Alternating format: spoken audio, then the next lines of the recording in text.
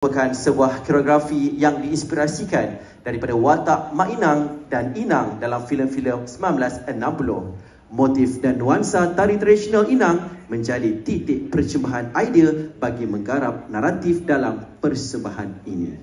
Dipersilakan Permata Seni Tari.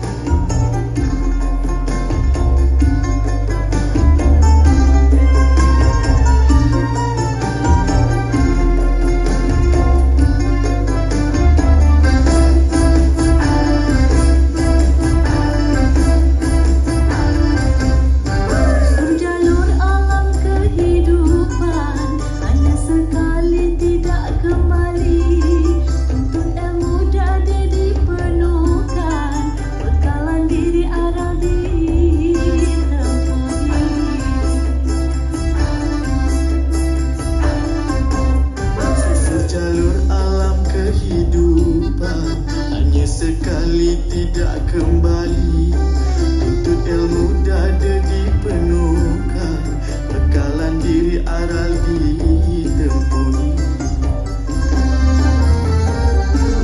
Sulam ada perilaku amalan, biar diri bijak pandai, janganlah maruah tergadai.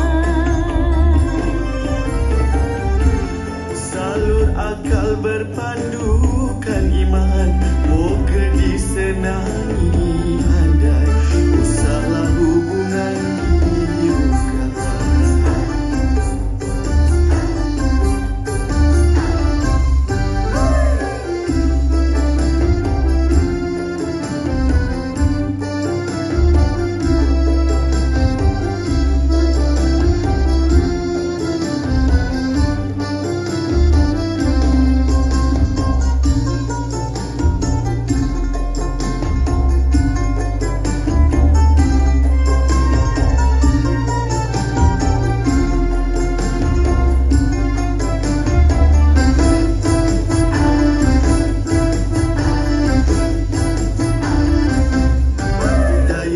Amalan membaca, menjambahkan inti pengetahuan, lontar pandangan beramah mesra, memperkaya inspirasi lapangan.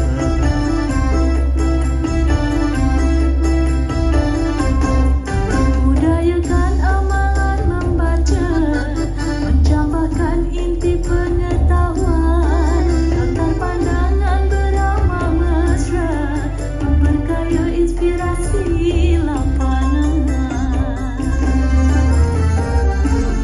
Ilmu bukan mendapatkan bangga, berkongsi buah fikiran agar bidang menuju haluan.